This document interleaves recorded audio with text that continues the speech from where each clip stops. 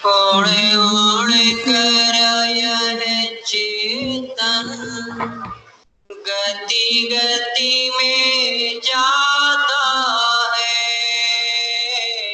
रागों में लेते सदा भव भव दुख पाता है। क्षण भर को भी न कभी निज आत्म ध्याता है। निज तो न सुहाता है पर ही मन भाता है। यह जीवन बीत रहा झूठे संकल्पों में। जिया कभी तक उलझेगा संसारी विजल्पों में। कितने भव बीत चुके संकल्प निज आत्म स्वरूप लखो तत्वों का कर निर्णय। विद्यात छूट जावे समुखित प्रगटे सुखमय। निज परिणति रमण करे ओ निश्चय रत्नात्रय। निर्वाणी मिले निश्चय छूटे भव दुख भयमय। सुख ज्ञानी अनंत मिले चिन्मय की गल्पों में। जिया कवे तक उलझेगा संसारे विजल्पों में। सुबे असुबे विभावित जो अये अरे आश्रो संवर का साधन ले। चेतनी का करे अनुभव सुधात विका चिंतन। आनंद यतुल अभिनव करे मोकी पगे ध्वनि का। मिट जावेगा कलरव तो सिद्ध स्वयं होगा। पुरुषार्थ सुकल्पों में कितने भव बीत चुके संसार विजल्पों। नर रे नर रे नर रे तू चेत रे नर रे। क्यों मूढ़ विमूढ़ बना कैसा पागल कर रे।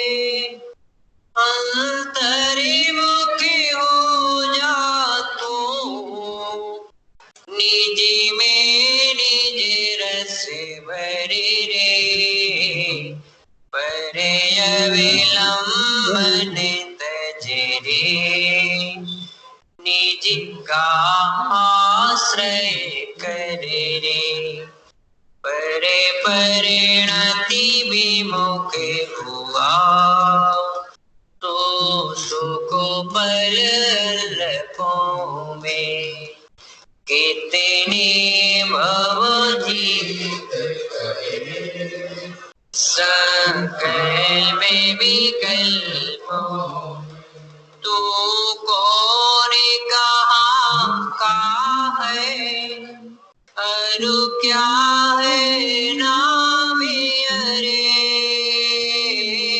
आया है किसी घर से, जाना किसी गाँव अरे, सोचा न कभी तूने, तू चढ़ की छाँव अरे, यह तनी तो मुदगल है, दो दिन की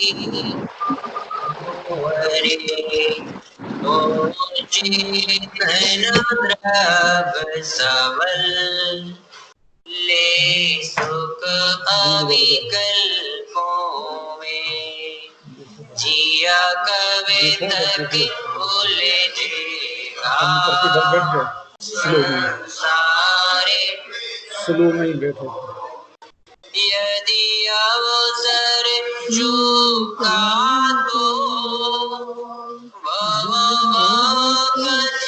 पछताएगा, फिर काले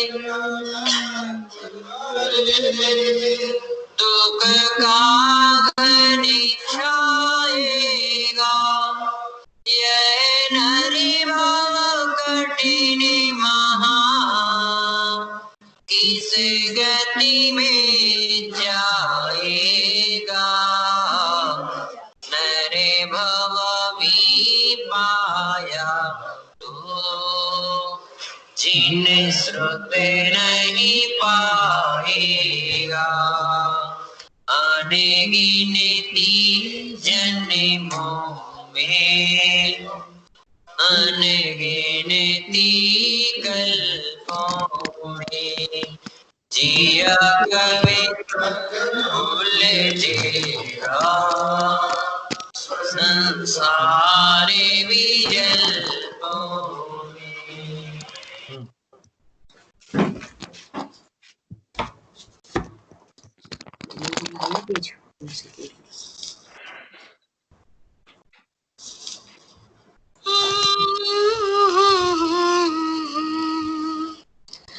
ला ला ला ला ला ला, आत्मचिंतन का ये समय आया, पाके नर तन क्या खोया क्या पाया, आत्मचिंतन का ये समय आया, हम जिसे ज्ञान ज्ञान कहते हैं, हम जिसे ज्ञान ज्ञान कहते हैं, हमको है इंद्रियों ने भरमाया, पाके नर तन क्या खोया क्या पाया, आत्मचिंतन का पानी देगा ना समय आया, देखो पर्याय तो है क्षण भंगुर,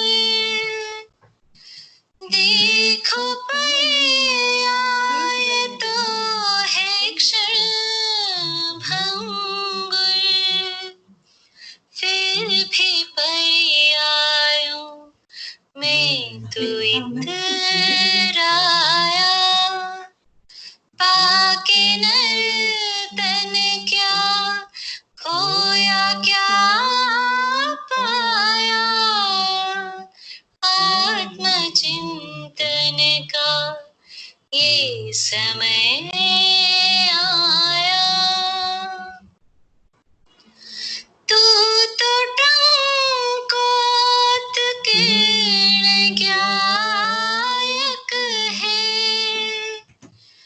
तू तो टंकोत के गायक है, बस यही तो नहीं पाया। बाकी नर्तन क्या खोया क्या पाया, आत्मचिंतन का ये समय आया। एक क्षण निज में अब ठहर जाओ, एक क्षण निज में अब ठहर जाओ। आखिरी क्षण बस अभी आया, आखिरी क्षण बस अभी आया। पाके नर्तन क्या खोया क्या पाया, आत्मचिंतन का ये समय आया, आत्मचिंतन का ये समय आया।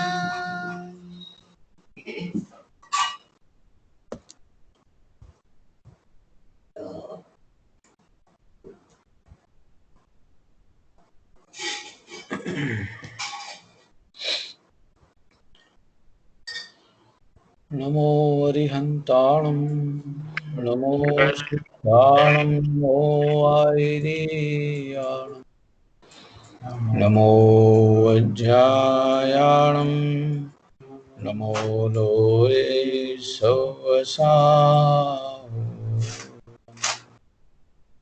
ओंकारं बिन्दुसंयुक्तं नित्यं ध्यायन्ति योगिनः, कामदं मोक्षदं चैव ओंकाराय नमो नमः। मंगलं भगवान् वीरो मंगलं गौतमो गणी, मंगलं कुन्दकुन्दाद्यो जैन धर्मोऽस्तु मंगलम्। सर्वमंगलमांगल्यं सर्वकल्याणकारकं प्रधानं सर्वधर्माणां जैनं जयतु शासनं, जैनं जयतु शासनं, जैनं जयतु शासनम्। भक्तामरप्रणतमौलिमणिप्रभाणा मोद्योतकं दलितपापतमोवितानम्, सम्यक् प्रणम्य जिनपादयुगं युगादा, वालम्बनं भवजले पततां जनानां, वालम्बनं भवजले पततां जनानाम्। आदिपुरुष आदिश जिन आदि सुविधि करतार, धर्म धुरंधर परम गुरु नमो आदि अवतार। भक्तामर स्तोत्र जी का पाठ कर रहे हैं अपन। उसमें लैपटॉप पर नहीं आ रहा है, लैपटॉप पर नहीं आ रहा है। भक्तामर जी नहीं आ रहा है। आपका मोबाइल फोन पे तो आ रहा है, लैपटॉप पर नहीं आ रहा। तो फिर कुछ और सेटअप होगा। वो तो लैपटॉप पे भी आ रहा है, चल तो रहा है। आ रहा है आ रहा है ना। आ रहा है। हाँ जी हाँ जी। अच्छा, अपने में वाईफाई आप नहीं आ देख रहा। लो, वीडियो ऑन करके देखिए, फिर आ जाएगा। ठीक है, ओके ओके। 12 नंबर का श्लोक अपन ने 12 नंबर तक अपन सुबह पढ़े थे, उसमें 12वें की चर्चा लास्ट में की थी, उसको दोबारा पढ़ते हैं। यही शांत राग रुचि भी परमाणु विश्वम् निर्मापितस्त्रिभुवनैकललाम भूत तावन्त एव खलु ते प्यणव पृथिव्याम् यते समानमपरं नहि रूपमस्ति। जितने इस विश्व में शांत राग के भरे हुए, शांत राग वालों को रुचने वाले जितने इस विश्व में परमाणु हैं, अब ये परमाणुओं की व्यवस्था भी अपने आप में बहुत अद्भुत है। 23 तरह से पुद्गल परमाणु अपने अपने अलग अलग वर्गणाओं में रहते हैं। उनमें से 5 मुख्य हैं, 5 मुख्य हैं। वे हैं आहार वर्गणा, भाषा वर्गणा, मनोवर्गणा, तेजस वर्गणा और कारमान वर्गणा। अभी एक एक करता हूँ। आहार वर्गणा वे हैं जिनसे औदारिक, वैक्रियक और आहारक शरीर का निर्माण होता है।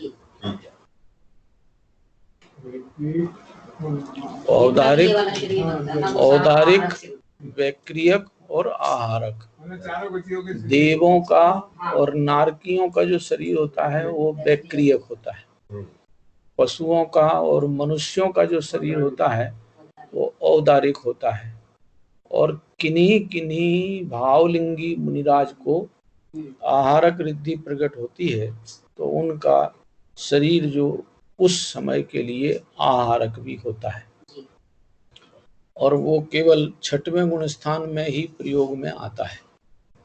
7वें गुण स्थान में ये एक्स्ट्रा वर्क कोई नहीं होता। 7वें गुण स्थान में तो आत्म स्वरूप में मग्नता हो रही है, अब शरीर का कंपन फंपन सब रुक जाता है।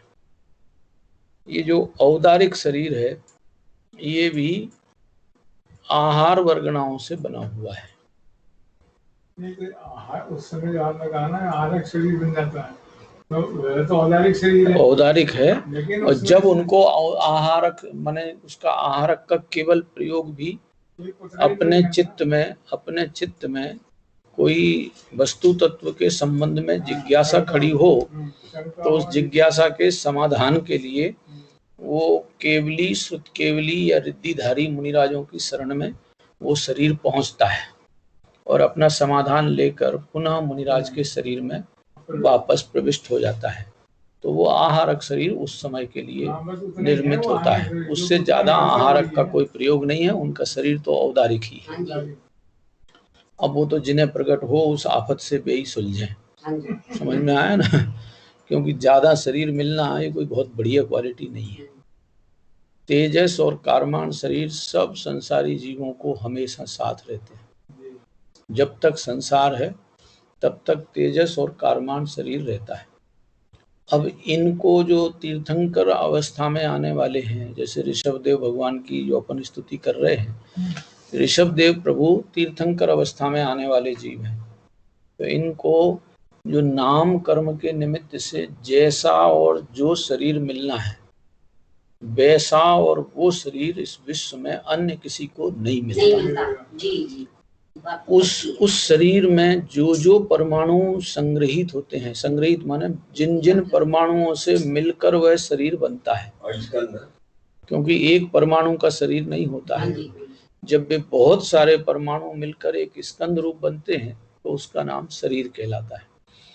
तो जो तेजस वर्गणा के बने हुए परमाणु हैं, स्कंद हैं, परमाणु और उनके ढेर स्कंद हैं, वे साथ में आहार वर्गणा के स्कंद उनमें सारे के सारे उत्तमोत्तम सर्वोत्तम श्रृंगार माने सौंदर्य युक्त यदि परमाणु जहाँ संग्रहित होते हैं, वो संग्रह की दशा अरिहंत प्रभु को तीर्थंकर बनने वाले वो जो जन्म लेता है उस बालक के शरीर में जीवन पर्यंत तक वे परमाणु रहते हैं।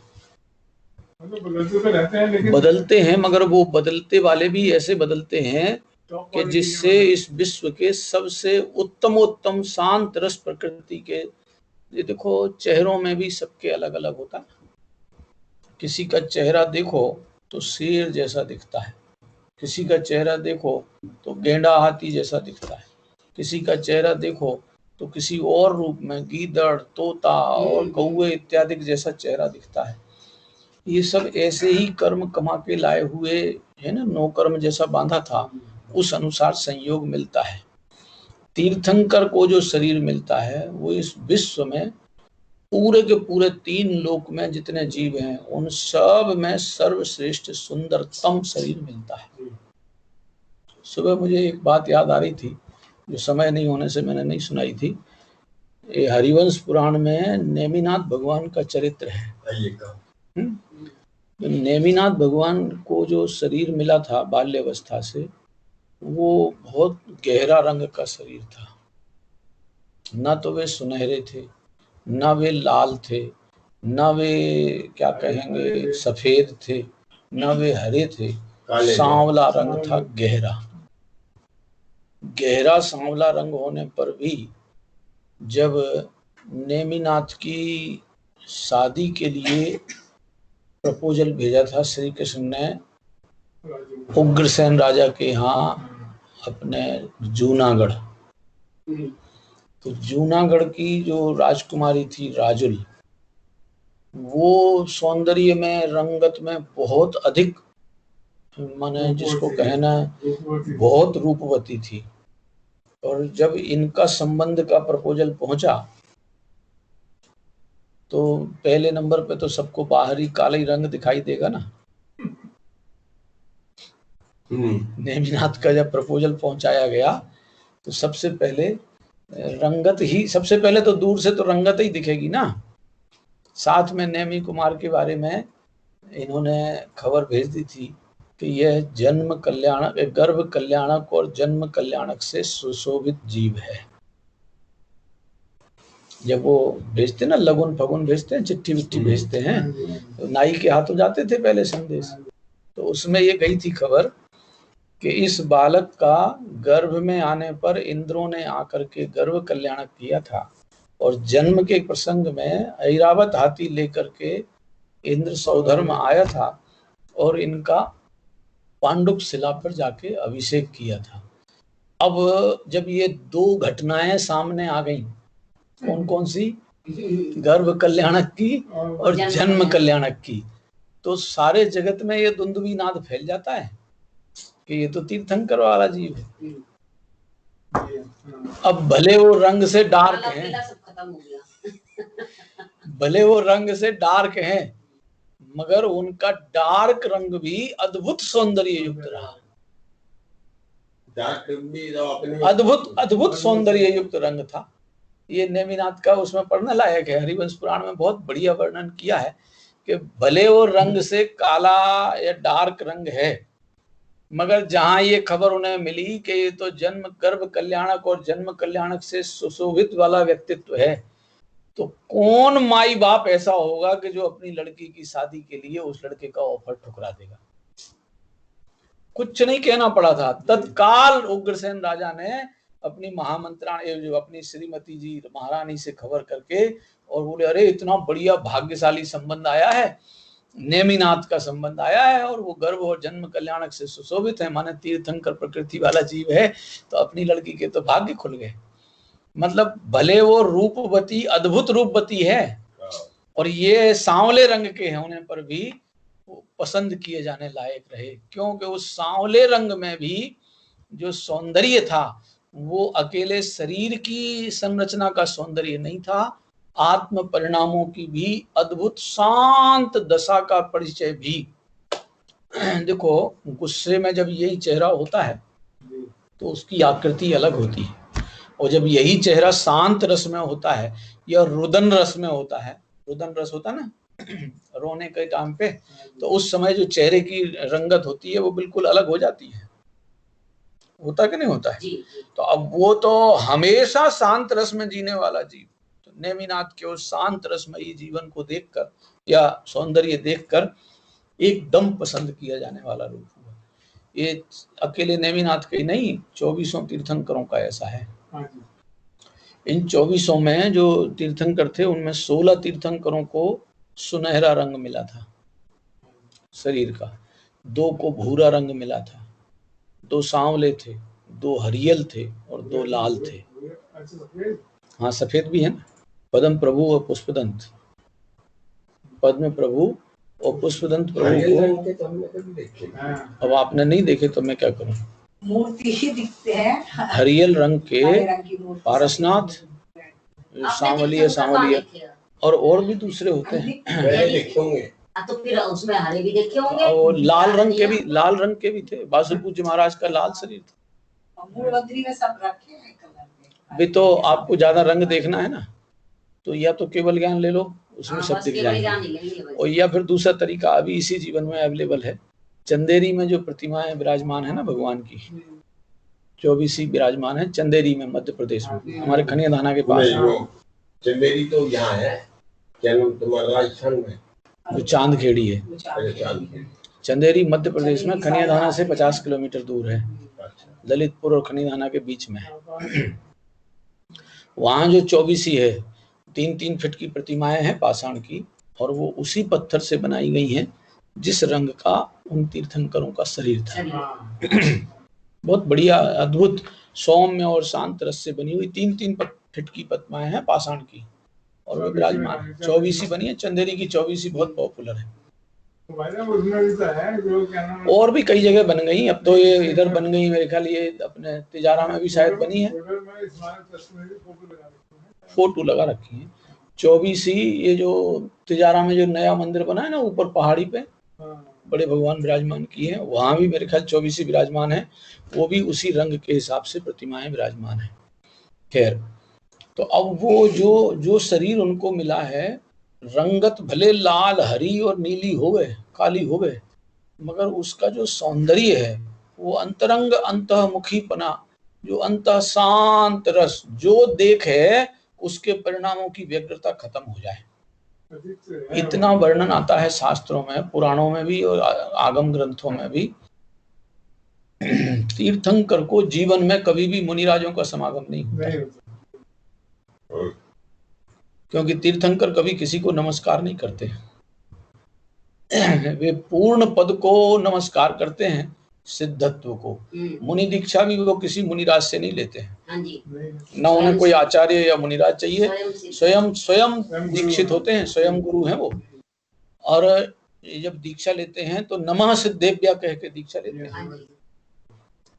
वो इतना वर्णन है कि यदि किन्हीं मुनिराज, मान लो तीर्थंकर बालक अवस्था में घर पे हैं, जरा सा उम्र का बालक है, महीने 2-4 महीने का, और किन्हीं मुनिराज को कोई जिज्ञासा उठे, किन्हीं मुनिराज को कहीं भी हो, दूर हो, पास हो, 1000 किलोमीटर, 5000 किलोमीटर, कितने भी दूर हो, यदि उन मुनिराज को कोई जिज्ञासा जगे और ऐसा परिणाम आवे कि ये मेरी प्रश्न का उत्तर तो तीर्थंकर ही दे सकते हैं, तो यदि वो बालक घर में घुटरुन खेलता हो, उसके घुटरुन खेलते हुए को याद करने मात्र से ही उनकी शंका का समाधान हो जाता है।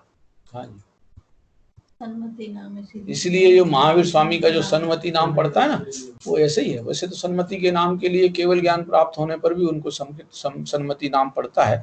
मतलब ये देखने का कि तीर्थंकरों को शरीर मात्र के अवलोकन में बड़े से बड़े गूढ़ से गूढ़ गंभीर प्रश्नों का समाधान दूरवर्ती क्षेत्र में रहने वाले मुनि भगवंतों का हो जाता है। सामने तो आते ही नहीं, वो दूरवर्ती सामने तो आते ही नहीं है कभी भी।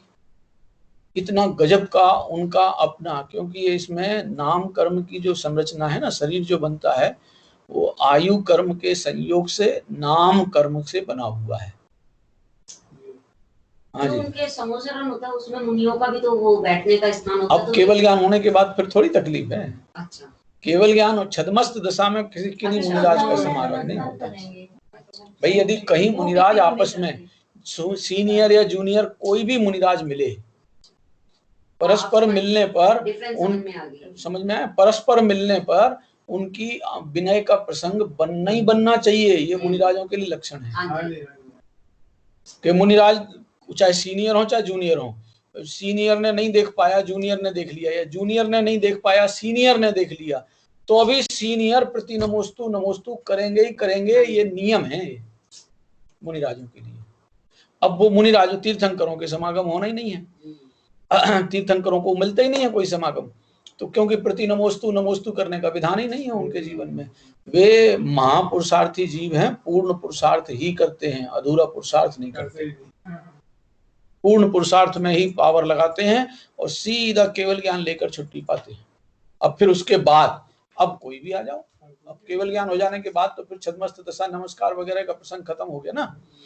नमस्कार करने का प्रसंग रहता है छठे गुण स्थान तक, और वे सातवें गुण स्थान से जहां ऊपर चढ़े, हमेशा तो सातवें से ऊपर चढ़ा नहीं जाएगा। हम जितने वर्षों यदि रह रहे हैं तो छठे सातवें में रहते हैं।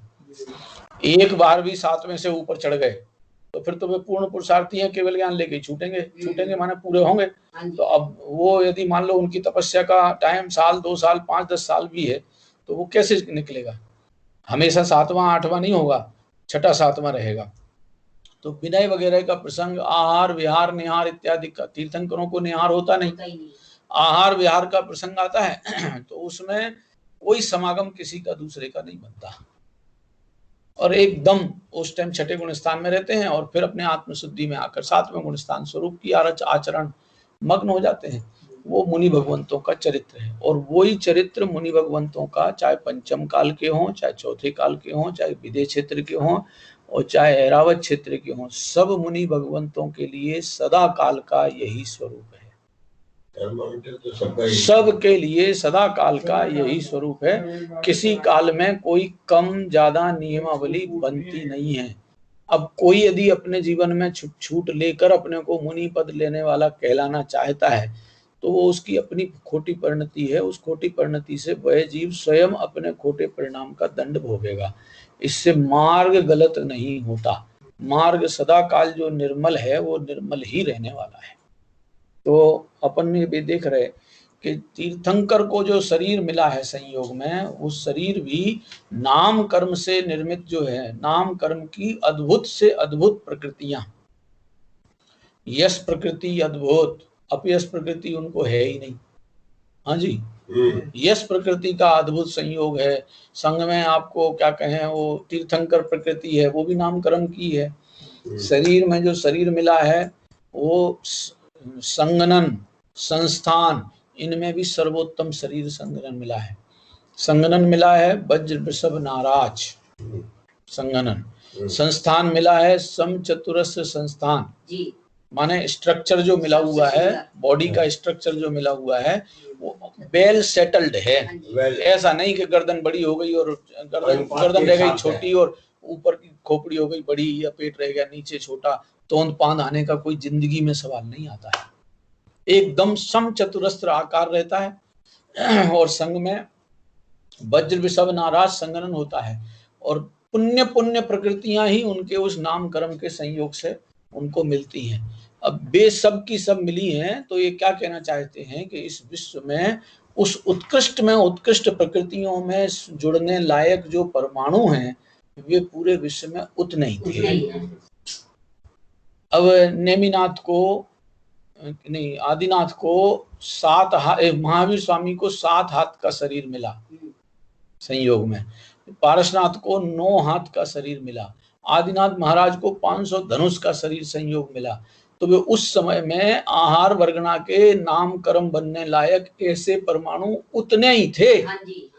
वो सौंदर्य भरत और बाहुबली को नहीं मिला। बाहुबली कामदेव हैं, बाहुबली कामदेव हैं। अब आप माने काम रस जगाने लायक सौंदर्य तो बाहुबली के पास बहुत ज्यादा है, मगर शांत रस जगाने लायक सौंदर्य जो ऋषभदेव के पास शरीर का था वो जिसके समय में और किसी का नहीं था। यही शांत राग रुचि भी परमाणु भी त्वम निर्मापित त्रिभुवनैक ललाम भूत। 3 लोक में एक ललाम सौंदर्य भूत जो शरीर मिला हुआ है वो केवल आपका ही उतना बड़ा शरीर मिला है, क्योंकि शांत रस राग रुचि के जितने भी परमाणु थे वे सब के सब मिलकर आपके शरीर का निर्माण करने वाले हो गए। इसमें मुझे थोड़ी सी अतिशयोक्ति भी लगती है। रीजन क्या है कि परमाणु तो इससे भी ज्यादा होंगे, क्योंकि वो उसमें से कुछ परमाणु अनंत परमाणु निकलते रहते प्रति समय। परमाणुओं का भी ठहरो, उन परमाणुओं में जो रूप सौंदर्य आदि बनता है ना, वो अकेले परमाणु का नहीं होता है, वो स्कंद बनने पे ही होता है। मतलब आ गया ना। अब ये स्कंद अतिशयोक्ति नहीं है, वो बहुत बिल्कुल बराबर है हिसाब किताब कि वो जो स्कंद बना है, अब किन किन का मिलान होने पर वो स्कंद चमकदार सौंदर्य युक्त और शांत रस रूप बनेगा, वो तो स्कंद बनने पर ही आएगा ना।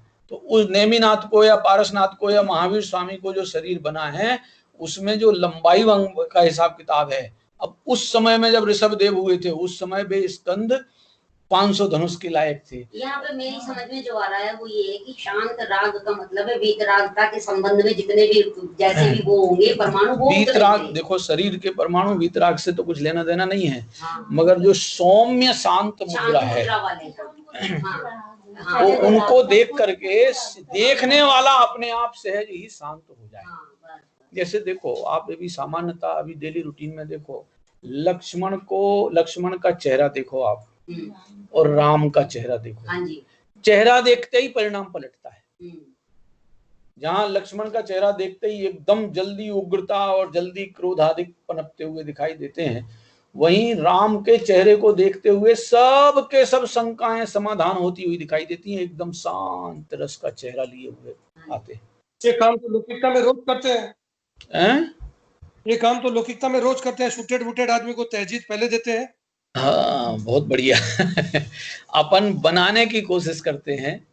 हाँ वही बोल रहा हूँ, बनाया ऐसा स्वरूप मिला हुआ है, उनको बना ऐसा स्वरूप मिला हुआ है, तो वो स्वरूप अब हम जितना बनाने की कोशिश, हम जितना लीपा पोती करके बनाने की कोशिश करते हैं, असल में तो एक्चुअल जो शरीर है उसको बिगाड़ने का काम करते हैं।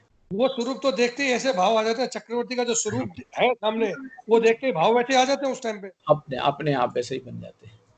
एक्चुअल में हम तो राम को राम के रूप में देखते हैं ना, इसलिए हमें लगता है शांत है, शांत। वो लक्ष्मण को क्रोधी के रूप में देखते हैं तो इसलिए हमें लगता है कि बस तो वो ऐसे ही नेचर, क्योंकि जैसे ही तीर्थंकर को देखते ही सहज ही जीव मात्र को ये परिणाम जगता है कि अरे जीवन तो आनंदमयी शांत रस से ही बनता है, ऐसा परिणाम। वो तो बात सही है, मैं वो समझ गया, लेकिन मेरा कहने का मतलब ये है कि उससे एक्स्ट्रा परमाणु अगर नहीं होंगे तो प्रति समय रिप्लेस कैसे कर देंगे? वो परमाणु कहाँ सौंदर्य और बदसूरती वाले होते हैं, उनका स्कंद रूप परिणाम। बात तो यही है ना, मतलब यदि उतने ही परमाणु हैं और उनसे तो शरीर बन गया, तो फिर जो परिवर्तन प्रति समय हो रहा है वो कैसे होगा? तो वो उतने ही उन्हीं परमाणुओं का उतना परिवर्तन वगैरह जितना भी जीवन पर्यंत में होगा, वो स्कंदों में सौंदर्य जो आएगा उन्हीं के जीवन के लिए टाइम तक के लिए आएगा, उनके आगे पीछे वाले टाइम के लिए नहीं आएगा, दूसरे के लिए नहीं आएगा। मैं ये कहना चाहता हूँ कि जितने एक जगह शरीर बन गया, हाँ तो उतने परमाणु तो है ही है, तो जन्म काल के हैं। अब वो धीरे धीरे बढ़ता जाएगा, तो अब बढ़ते हुए में नए नए जो पुराने परमाणु जाएंगे, नए परमाणु आएंगे, तो शांत रस के ठहरो वो पूरे समझना चाहिए कि वो उन्हीं के लिए है, पूरे जीवन पर्यंत तक के लिए वो सौंदर्य युक्त साम्य भाव के परिणाम परमाणु उन्हीं के लिए ही निर्मित है और किसी के लिए नहीं। आप ये कैसे समझ रहे हैं? जन्म काल में कोई 500 धनुष के थोड़ी हो गए थे ऋषभ देव? वो तो शरीर की संरचना कालानुसार स्वयं आयु के अनुसार वृद्धिंगत होती है, तो उनका जो शरीर पूरा रहेगा, जब तक रहेगा, अरहंत दशा तक जब तक रहेगा, तब तक वो जो सौंदर्य युक्त शरीर के परमाणु हैं, उनमें बिल्कुल उससे ज्यादा सौंदर्य युक्त होने लायक परमाणु विश्व में नहीं है। ये है स्थापना, इसमें कोई शंका या डिटेल ज्यादा घुसने के लायक वैसा मतलब नहीं है। तावंत एव खलु ते प्यणवः पृथिव्याम, इस पृथ्वी पर उतने ही परमाणु शांत रस के लायक थे। यत ते समानमपरम नहीं रूपमस्ति, इसलिए कि उनके जैसा रूप और विश्व में किसी दूसरे का होता ही नहीं है। अब है 13 नंबर का श्लोक, वो अपन पढ़ते हैं। जी। वक्त्रं क्वते सुर नरो रग नेत्रहारी निःशेष निर्जित जगत्त्रितयोपमानम् विम्बं कलंक मलिनां क्व निशाकरस्य यद्वासरे भवति पाण्डुपलाशकल्पम् वक्त्रं क्व ते सुर नरो रग नेत्रहारी। सुर नर उरग, सुर माने देवता, नर माने मनुष्य, उरग माने ये जो सांप इत्यादि, नाग, नाग को बोलते हैं सांप उरग, ऐसे नाग इत्यादि, सुर नर नाग। अब समझ में आया? अब और दूसरे वाले में पढ़ते हैं सुर नर नाग नयन मन हार, पढ़ते हैं ना, सुर नर नाग, देवताओं के मन को, नरों के मन को और पशु पक्षियों के भी मन को जो हरण कर लेने वाला है। हाँ जी, वक्त्रम क्व ते सुर नरो रग नेत्रहारी। अरे इस विश्व में किसी अन्य के बारे में क्या कहें। निःशेष निर्जित जगत्त्रितयोपमानम, जितने इस विश्व में उपमान के लायक हैं। एक उपमा साहित्य में एक अलंकार होता है। ये उपमाएं अपन दुनिया में लगाते रहते हैं और वो सारी की सारी उपमाएं वास्तव में तो अब क्या कहें, व्यक्ति को कलंकित करने वाली हैं। जानवरों से दी जाती, पशु पक्षियों से। पर अब क्या करे, जगत को उन नामों से ही अपने आप को गौरवान्वित अनुभवने का भाव आता है। तीर्थंकर के लायक इस जगत में कोई उपमा भी नहीं है भाई साहब, किसी की उपमा ही काम नहीं करती। अब देखो, यदि किसी बालक से कहा जाए कि लगता है तू जानवर का बेटा है, हाँ जी, गुस्से में आ जाओ, अकेले लड़का ही आएगा, उसका बाप खानदान तक आ जाएगा मारने पीटने को भाई साहब। और यदि उसी को कह दिया जाए तू शेर का बेटा लगता है, हाँ जी, तो शान समझेगा, शेर का बच्चा कह दिया। अब शेर का बच्चा कहने में और जानवर का बेटा कहने में फर्क क्या है, मुझे तो बता दो। आखिरकार तो ढोर जानवर ही बना दिया ना, शेर कहो तो शेर भी तो जानवर ही है ना। अब उस मनुष्य के बालक को शेर का बच्चा कह दो तो अपने अंदर में मूंछें तन जाती हैं और अपनी शान समझ में आने लगती है। ये मन के विकार। अब ये उपमाओं का स्वरूप समझने लायक है। मतलब क्या कहना चाहते हैं कि साहित्य में जो अलंकारिकता है, साहित्य में जो अलंकार का जो प्रयोग है, वो व्यक्ति को सम्मानित करने के नाम पे अपमानित करने का है जी। क्यों? इसीलिए तो कहा जाता है कि साहित्यिकता में नहीं घुसना। साहित्यिकता में घुस गए तो हम अलंकार ढूंढेंगे, समास ढूंढेंगे, छंद ढूंढेंगे और पता नहीं क्या क्या ढूंढेंगे, कहावतें ढूंढेंगे, मुहावरे ढूंढेंगे और क्या क्या ढूंढने लग जाते हैं, हमें पता नहीं चलता है। फिर हम जो रहस्य सीखने लायक है वो रह जाता है। अब देखो, आप कोई बड़े पांव जमा जमा के चलने लग जाए, जमा जमा के माने समझते ना, धीरे धीरे और जमा जमा के पांव चले, तो अभी हाल उस आदमी को कोई कह देगा देखो गज जा रहा है, हाथी जा रहा है। अब बताओ, आदमी को हाथी कह दिया, सम्मान है? नहीं। अब अच्छी सी आवाज गाने लग जाए तो कोयल जैसी आवाज हो गई, और गले में फटास निकल के आने लग जाए तो गधे जैसी आवाज आ गई। सही बात है। अब वो गधे जैसी आवाज में तो बेइज्जती महसूस करेंगे और कोयल जैसी आवाज में अच्छा नहीं। क्यों? अपने हिंदुस्तान की वो है ना एक भारत रत्न माता जी, बहन जी, लता मंगेशकर जी। अब उनको स्वर कोकिला कहा जाता है। अब कोकिला माने क्या है भाई? कोयल। कोयल का मतलब काली कलूटी। वो रूप नहीं देखना है, हम केवल उसमें ये देखते हैं कि एक अच्छे भले मनुष्य गति वाले को पशु पक्षियों के रूप में उपमा कर दी जाती है। भगवान जिनेंद्र के बारे में, ये अरिहंत तीर्थंकर के प्रभु के संबंध में इस विश्व में किसी की उपमा उनकी बराबरी करने लायक है ही। कोई उपमा के लायक ऐसा पदार्थ विश्व में है ही नहीं। चंद्रमा का कहोगे कि वो साहब बहुत शांत है, शीतल है, ठीक है ना, तो अभी हाल पता चलेगा कि पहली बात तो वो, चलो साहब हमने आपका शुक्ल पक्ष का चंद्रमा तो बढ़ता बढ़ता देख लिया, और फिर कृष्ण पक्ष का क्या होगा? कृष्ण पक्ष का क्या होगा? चलो कृष्ण पक्ष में जो होता होगा वो तो कृष्ण पक्ष में आएगा। रात के बाद जब सवेरे सूरज महोदय आ जाते हैं तब उस चंद्रमा का क्या हाल होता है? दिखाई नहीं देता। अब उस चंद्रमा की उपमा भी हम कैसे दे देंगे? अब आप कहोगे सूरज की उपमा दे दो, अब सूरज में ताप है भैया, सूरज में गर्माहट है, प्रकाश है तो साथ में गर्माहट भी है। अब इन तीर्थंकर को हम सूर्य की उपमा दे दें तो गर्माहट है क्या उनमें? हजारों करोड़ों सूर्यों से भी अधिक तेज है और लाखों करोड़ों चंद्रमाओं से भी अधिक शीतल हैं। अब बताओ कैसी सामग्री लेके आए उनके लिए उपमा ढूंढने के लिए कि वही व्यक्ति सूर्य जैसा प्रतापी और तेज बनते हैं और वही व्यक्ति शीतल चंद्रमा जैसा शीतल शांत है। अब किसकी उपमा कैसे लगाएं? ये कहना चाहते हैं कि हम किसी से उपमा कैसे दे देवें, क्योंकि विश्व में ऐसा कोई पदार्थ ही नहीं है कि जो बिल्कुल निराबाद उन जैसा सर्वांग सुंदर रहे। ऐसा कोई विश्व में पदार्थ ही नहीं। यही है वो, देखो वक्त्रम मतलब धोखा है क्या? है जी, कोई उपमा मिली हुई है इसका मतलब धोखा है क्या?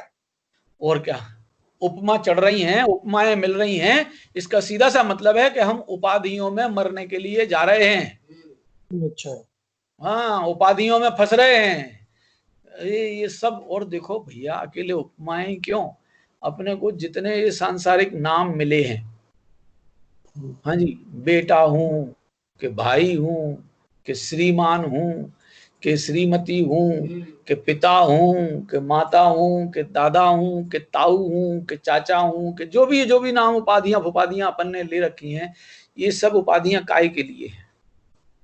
सुखी होने के लिए हैं कि दुख के गर्त में गड्ढे में घुसने के लिए? दुख के गर्त के गड्ढे में। और हम जहां जाते हैं वहां नया नया नाम धरवा जाते हैं और समझते रहते हैं कि हमारा तो बड़ा गौरव हो रहा है। वहीं नाना के यहाँ जाते हैं तो नाती कहलाते हैं, दादा के यहाँ जाते हैं तो पोता कहलाते हैं, और जहां जहां जाते हैं वहां नए नए नाम धरा लेते हैं। ये गालियां हैं, ये कोई सम्मान नहीं है। ये भजन है पुराना, बहुत पुराना प्रसिद्ध भजन है, हम तो कबहू न निज घर आए, पर घर फिरत बहुत दिन बीते, नाम अनेक धराए। गालियां खाने का काम है ये सब उपाधियां। भैया स्वरूप की साधना करना है तो आधि, व्याधि और उपाधि, इन तीनों से रहित समता भाव में जीवन जीने की समाधि में रहने का मौका है। हाँ चलो वो सब्जी वगैरह दे दो दीदी। हाँ मैं दूध भी लेके जाना, दूध नहीं उबाल लिया था मैंने। 3 तरह की समस्याएं हैं, आधि, व्याधि और उपाधि। आधि का मतलब मेंटल प्रॉब्लम्स, व्याधि माने शारीरिक प्रॉब्लम्स, और उपाधि माने अपन ने जबरदस्ती ओढ़ रखी हैं, मैं डॉक्टर, मैं पंडित, मैं पिता, मैं दादा, मैं नाना, मैं मामा, मैं फूफा, मैं मौसा, मैं चाचा, मैं ताऊ, पता नहीं किस किस तरह की उपाधियां अपन लाद के घूम रहे। ये सब डूबने के रास्ते हैं, अपने आप को दुख के गड्ढे में फंसाने का, गिराने का तरीका है। निर्बाध असंबंधित होकर के जियो। कोई किसी नाम से मेरे को क्यों जाने, मेरे को मेरे अपने स्वरूप के संबंध में जाना है ना कि ये जीवराज है, और अपने जीवत्व को जानकर अनंत काल के लिए सिद्धालय में जाने वाला है। सब उपमाएं फुपमाएं, उपाधियां फुपाधियां अपने चित्त से उतार के ही मोक्ष में जाना होगा। और देखो ये तीर्थंकर नाम है ना, तीर्थंकर, ये भी तो एक उपाधि है। तीर्थंकर भी एक उपाधि है, और ये भी कोई घर की नहीं है, कर्म के उदय से आई है। ये भी छोड़ के सिद्धालय में जाना पड़ेगा। अनंत काल सुख में रहना है तो इस उपाधि को भी छोड़ के ही जाना पड़ेगा, साथ में लेके नहीं जा सकते हैं। तो ये सारी उपमाएं उपाधियां जितनी हैं वे इस जगत में असल में तो किसी काम की नहीं है। जगत की है, जगत की चीजें जगत में ही रहने के लिए हैं। आ गया, वक्त्रम क्वते सुर नरो रग नेत्र हारी, निशेष निर्जित जगत त्रितयोपमानम। हम देवताओं को, मनुष्यों को, पशु पक्षियों को भी मन हरण करने वाले इनके लिए भी हम किसका नाम देवें, क्या कहें, वक्त्रम को क्या कहें। बड़े से बड़े सौंदर्य वाले, निशेष निर्जित जगत त्रितयोपमानम, इस जगत में, जड़ जगत में जितने भी तीनों काल, तीनों लोक में, जगत तीनों लोक में जितने उपमान के लायक महापदार्थ हैं वे सब के सब निश्शेष हैं, बेकार हैं, किसी काम के नहीं है। क्या कहें, बिंबम कलंक मलिनम क्व निशाकरस्य, निशाकर, निशाकर माने चंद्रमा, निशा माने रात्रि और कर माने करने वाला। रात्रि में जो चमकने वाला चंद्रमा है, बिंबम कलंकम मलिनम, कैसे, यद्वासरे भवति पांडु पलाश कल्पम, वह जो चमचमाता हुआ चंद्रमा रात्रि में सबको चमचमाता हुआ कहलाता है। अब उसी चंद्रमा को जब सवेरे सूर्य के उदय में देखते हैं तो पांडु पलाश जैसा हो जाता है, ये ढाक के पत्ते जैसा, बिल्कुल बेइज्जत जैसा हो जाता है। अब उसकी हम क्या उपमा आपके लिए लगावें। कहाँ आपका मुख अति सुंदर, सुर नर उरग नेत्र हारी, जिसने जीत लिए सब जग के जितने थे उपमाधारी, सारे उपमाधारियों से सबसे श्रेष्ठ हो आप। कहाँ कलंकी बंक चंद्रमा, रंक समान कीट सादीन, जो पलाश साफी का पड़ता, दिन में ओ करके छवि छी। अब देखो, चंद्रमा को अपन ने शीतल शीतल रूप में देखा, चांदनी से भरा हुआ, काला दाग नहीं देखा, वो भी तो लगा है कि नहीं लगा है, तो काला दाग उसके लिए कलंक है कि नहीं है, एक कलंक। और दूसरा, सवेरे सूर्योदय होने पर बिल्कुल पलाश के पत्ते जैसा फीका पड़ जाता है। अब ऐसों से हम क्या आपकी उपमा ले गए, आपकी उपमा के लायक इस विश्व में कोई शब्द ही नहीं है, आप सर्वोत्तम महापदार्थ हो। संपूर्ण, दोबारा पढ़ लो छंदसी को, अपने आप अर्थ सामने आएगा।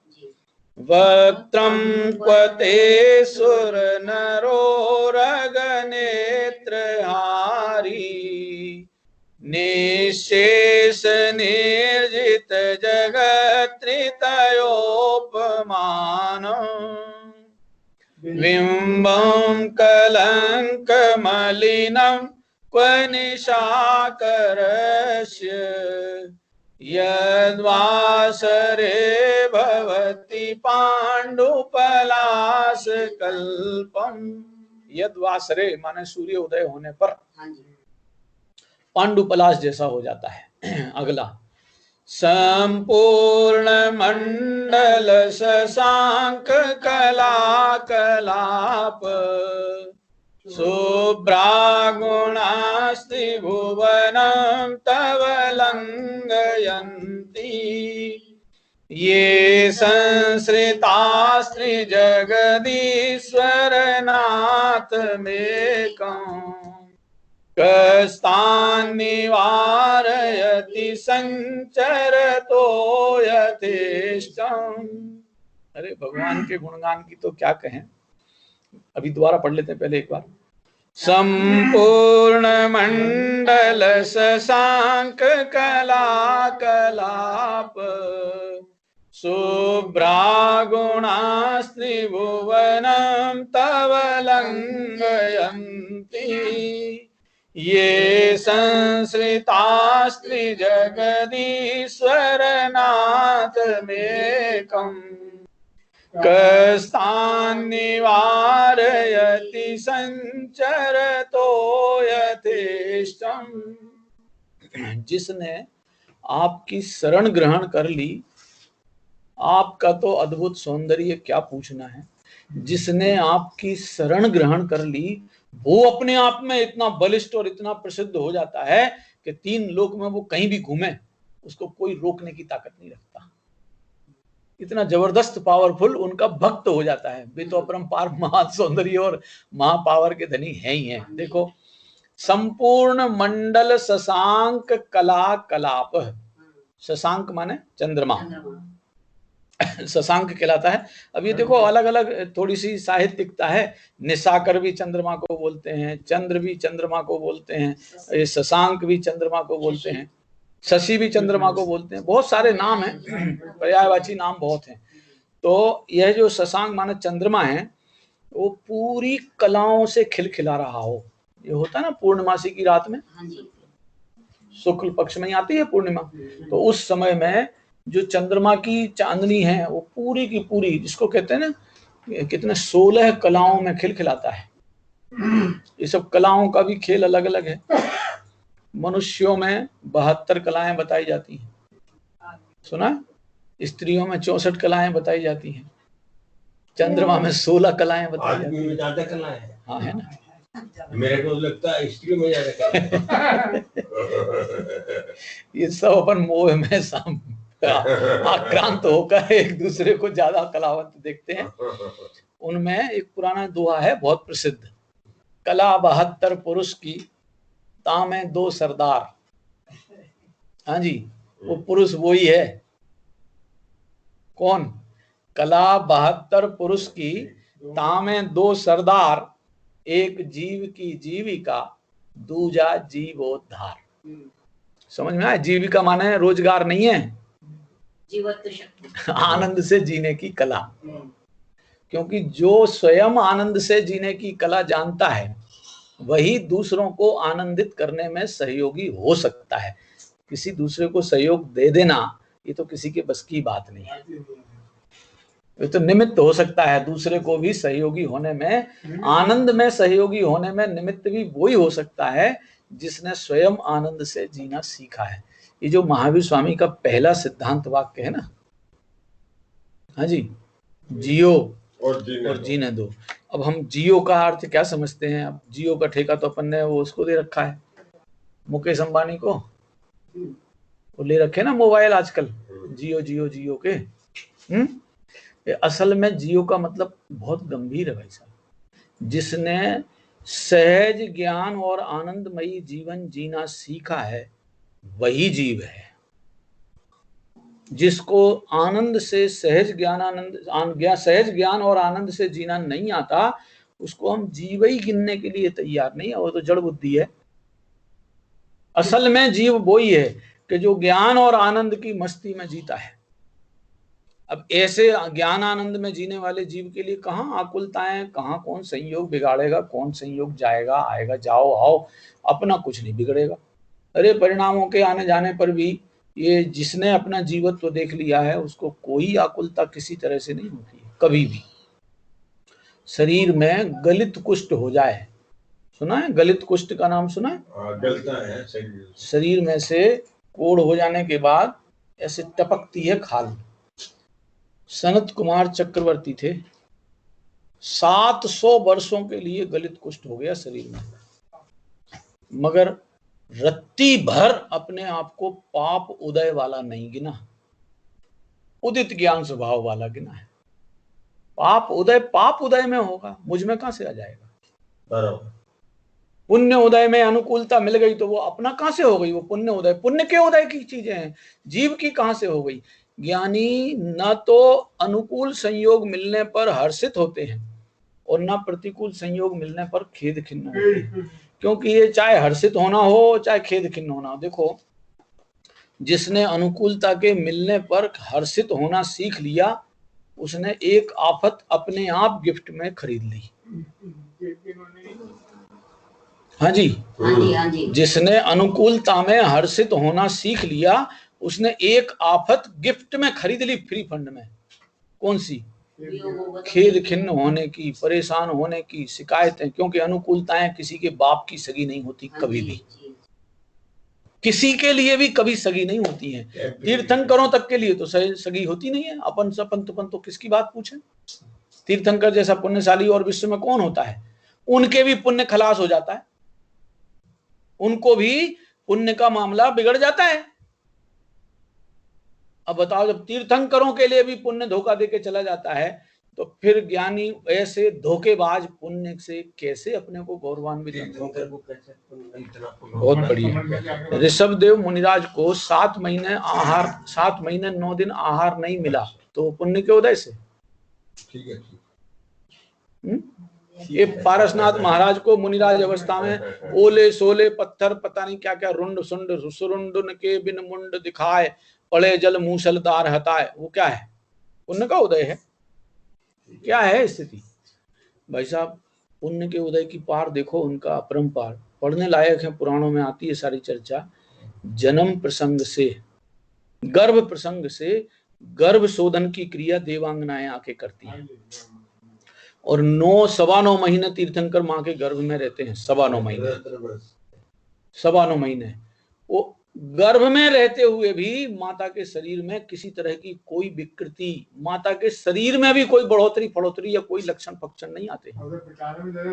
और ऐसे विराजमान हैं जैसे मान लो मंदिर में जैसे भगवान वेदी में विराजमान हैं, ऐसे विराजमान रहते हैं गर्भ में भी। और गर्भ से निकल के आते टाइम पे भी ऐसे कूदते हुए आते हैं जैसे सिंह का जन्म हुआ हो। आपने सुना बालक के जैसे सामान्य बालक को माताओं के गर्भ में से खींचना पड़ता है, या ये आजकल डॉक्टरों की मेहरबानी से पेट काट के बाहर उठा के निकाला जाता है। समझ में आ रहा है ना?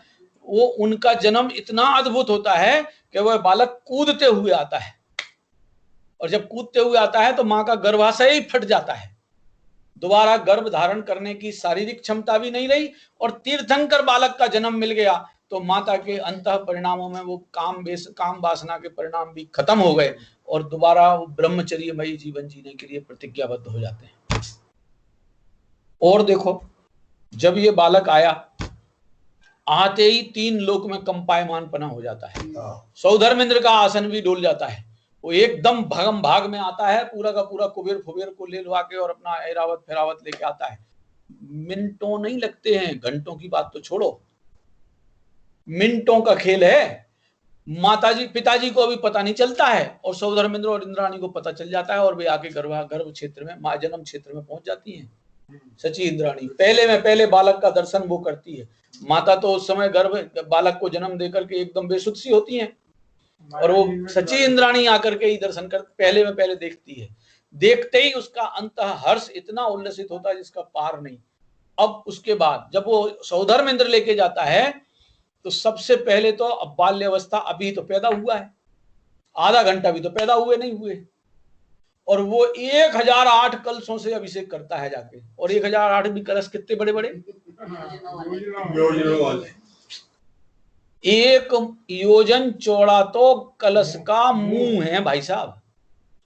घड़े का जो ऊपर का मुंह होता है ना, सिकुड़ा, उसकी चौड़ाई 1 योजन है, और पेड़ जो उसका है कितना है, 8 योजन चौड़ा है।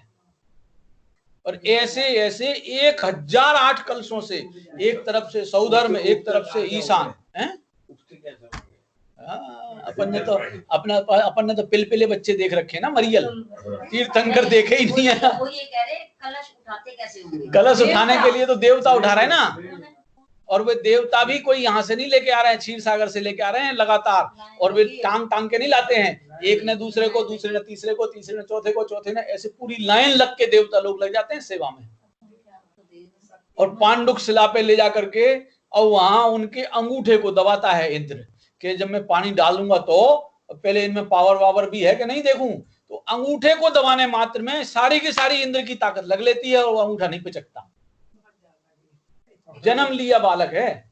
अब सोचो जरा कितना अद्भुत पुण्य का संयोग मिला है, शारीरिक संयोग। फिर अब वहां से 1008 कलश से ले लुआ के कर करा के लेके आया, पहुंच के सौधर्म इंद्राणी, रची सची इंद्राणी ले लुआ के आई, और फिर दोबारा ऐरावत हाथी पे नगर में आए। तो माताजी पिताजी के लिए कोई ड्यूटी नहीं छोड़ के जाते हैं। वो बालक की भोजन व्यवस्था अंगूठे में अमृत छोड़ के जाता है। जब तक वे घर में रहते हैं तब तक का उनका भोजन पान सारा का सारा देवों की तरफ से आता है भाई साहब। वस्त्र, आभूषण, खान पान, सब का सब साधन देवों के यहां से आता है। ये सब पुण्य के ठाट बाट हैं, अपरंपार। समझ में आ रहा है ना? इतना अपरंपार पुण्य लेके आए। फिर कपड़े चेंज करने के लिए अपने हाथ से कपड़े नहीं उतारेंगे। हाँ जी, बटन खोलने का काम देव करेंगे। और बटन खोल के भी ऐसे हाथ फैलाएंगे तब वो कपड़े शर्ट उतारेंगे, और जो जो कुछ भी जैसे जैसे भी आभूषण पहनाए जाते हैं, वस्त्र पहनाए जाते हैं। नहलाने धुलाने का काम खुद नहीं, ये लगे हैं देवता लोग। जीवन पर्यंत जब तक गृहस्थी में है तब तक की व्यवस्थाएं हैं। अब संयम लेने के बाद उनकी, अब इंद्र की व्यवस्था खत्म। संयम लेने के बाद दीक्षा कल्याणक की पूजा करे आएगा, उसके बाद जब केवल ज्ञान प्रकट होगा तब ही आएगा उनके सामने, उसके पहले बीच में नहीं आएगा। अब उस बीच में यदि उनको आहार नहीं मिले या किसी के पत्थर गिरे तो वो नहीं आएगा बीच में। भुगतो अपने दम पे, क्योंकि तुम्हारे द्वारा महाबलिष्ठपना इस विश्व में प्रसिद्ध होना है। ये देखो तीर्थंकरों के चरित्र पढ़ो तो अद्भुत ज्ञान ख्याल खुलेगा।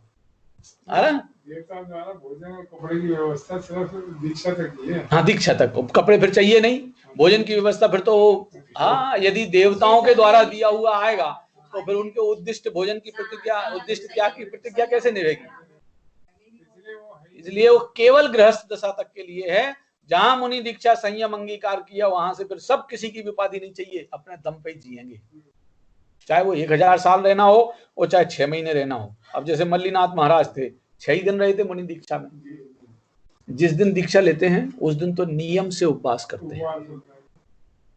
ऐसा नहीं है कि घर से खा के गए थे। हाँ जी, अपन कर लेते ना ऐसा कि घर से खा जाने के बाद और फिर दिन भर का उपवास करने की कह देते हैं कि हमने आज उपवास कर लिया। भाई साहब, वो उपवास के नाम पे महा धोखा है। ये तीर्थंकरों के साथ नहीं चलता। वो बिल्कुल पूर्व दिन से खाना खाया नहीं, अब सवेरे से दीक्षा लेने के प्रोग्राम में गए, जब भी गए वहां से दीक्षा लेकर के अगले दिन का पूरा उपवास, फिर पारणा का दिन, किसी का 1 दिन का, किसी का 2 दिन का, किसी का 6 दिन का। ऋषभदेव महाराज ने 6 महीने का उपवास लिया था, 6 महीने का उपवास। वैसे तो कोई बड़ी बात नहीं थी। क्यों नहीं थी बड़ी बात? क्योंकि वो भोग भूमि का टाइम था। तीसरा काल है ऋषभदेव के जमाने का। अब तीसरे काल में तो शरीर जब इतना लंबा लंबा है तो भूख भी कम कम होती है। ये जितना जितना छोटा शरीर होता जाता है ना, उतनी ज्यादा भुक्कड़पना जगता है। हाँ जी, जितना बड़ा बड़ा शरीर मिलता जाएगा उतनी उतनी भूख कम होती जाती है। वहां तीसरे काल में अधिकतम जो भूख होगी, ये आती है ना वर्णन, आंवले के बराबर, बेर के बराबर। पहले काल में बेर बराबर, और वो भी 3 दिन के गैप से, फिर 2 दिन के गैप से, फिर 1 दिन के गैप से। अब 1 दिन का गैप तो वैसे ही रूटीन में चलता है उनके। फिर उसके बाद जब चौथा काल आ जाता है तब फिर दिन में 1 बार का हिसाब चलता है। फिर पंचम काल में फिर 1 के बाद 2 बार, 3 बार। और अब तो क्या पूछे, डॉक्टरों की कृपा हो जाए तो बकरी के समान 24 ही घंटे चबाते रहो, है ना। शुगर वुगर के मरीज हो जाओ ना एक बार, सब कृपालु जीव हैं। हाँ जी, कृपा से जी रहे हैं, डॉक्टरों की कृपा से। तो बस अब 2 घंटे बाद फिर चबाओ, बकरियों जैसे चबर चबर चबर चबर मुंह चलाते रहो बस, और दिन भर और कुछ काम ही नहीं। और फिर जिनके ये गुटका फुटका लग जाती ना आदत, ऐसा लगता है कि या तो ये नरक से आए हैं, जो दिन भर, क्योंकि जिंदगी में खाने को मिला नहीं था तो अब जो कुछ मिला है तो टूट पड़ो। और या फिर दूसरा तरीका एक और है कि आगे जाके नरक में पहुंचना है, तो भैया वहां पता नहीं मिलेगा कि नहीं मिलेगा, यहीं ठूस लो जितना कुछ ठूसा जा सके। लक्कड़ पत्थर चाय, जो कुछ पत्थर लकड़ी फकड़ी चाय जैसी चबाए जाओ। ये सब प्रवृत्तियां भैया बहुत अनाचार की हैं। ये सदाचार में ये प्रवृत्तियां नहीं होती हैं। सदाचारी जीवन में तो बहुत मर्यादित जीवन है और आनंद से जीवन जियो। अब ख्याल में आए, जियो माने आनंद से जियो, और जीने दो माने आनंद से जियो। और यदि कोई दूसरे के प्रति निमित्तता का भी प्रसंग बनेगा तो आनंद का प्रसंग बनेगा। संपूर्ण मंडल शशांक कला कलाप है, सब ओर से खिलखिलाता हुआ, 16 कलाओं में खिलखिलाता हुआ चंद्रमा के समान शुभ्रा, एकदम धवल निर्मल। गुणास त्रिभुवनम तव लंघयंती, हे प्रभु आपके जो गुण हैं, त्रिभुवनम लंघयंती, तीनों लोक में आपके समान कोई दूसरा, तीनों लोक से और उत्कृष्ट में उत्कृष्ट आपका यह शुभ्र गुण है। सारी कलाओं से खिलखिलाता हुआ चंद्रमा के समान। अब अभी हाल पहले छंद में चंद्रमा की इज्जत उतारे आए थे। 13वें छंद में चंद्रमा की इज्जत उतारी थी ना, कि सवेरे चंद्रमा सूरज के सामने ढीला पोला हो जाता है। अब क्या करे, हमें कुछ उपमा महिमा देना है तो उन्हीं शब्दों को लेके आना पड़ेगा, मजबूरी है।